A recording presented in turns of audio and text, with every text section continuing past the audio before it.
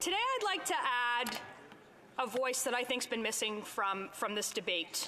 We talk a lot about what's happening right now, what's going on in our modern political world, what the Prime Minister said yesterday, or what was in the headlines this morning.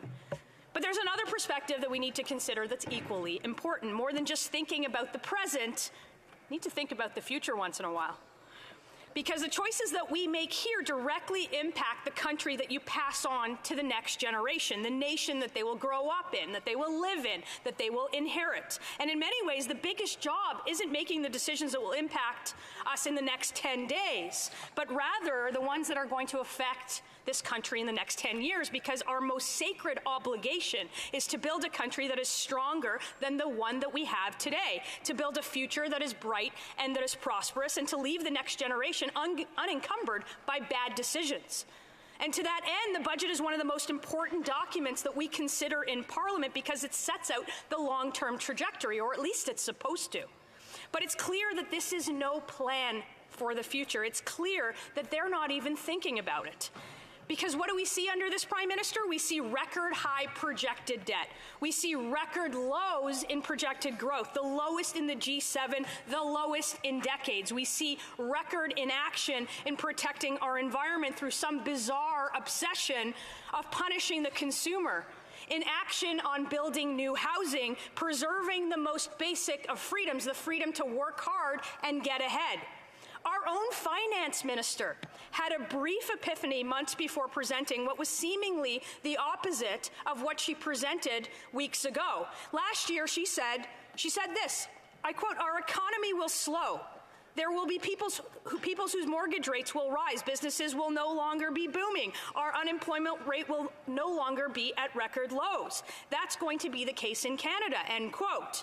So, okay, I got it. We agree.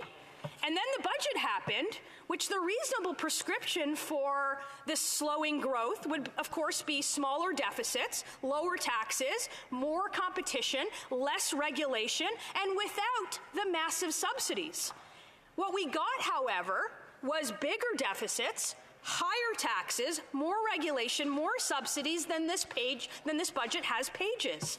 Mr. Speaker, less than a half a year ago, the fall economic statement projected a deficit of $36 billion for this year, falling steadily over the next 5 years. There was even supposed to be a small surplus. Fast forward, the deficits are exceeding $40 billion over the next 2 years. There is no return to balance in sight. I get it. They don't think that balance is their responsibility. So instead, they used the declining debt to GDP ratio is the measure for success. But we didn't even get that either. That's going up. 1 in 5 Canadians are skipping meals because food inflation is in the double digits. The average down payment needed for a home has doubled. Same for the average cost of rent and the average cost of a mortgage. All have doubled. The cost of heating a home went up by 100% in some parts of this country. 1 in 3 Canadians say they are struggling financially.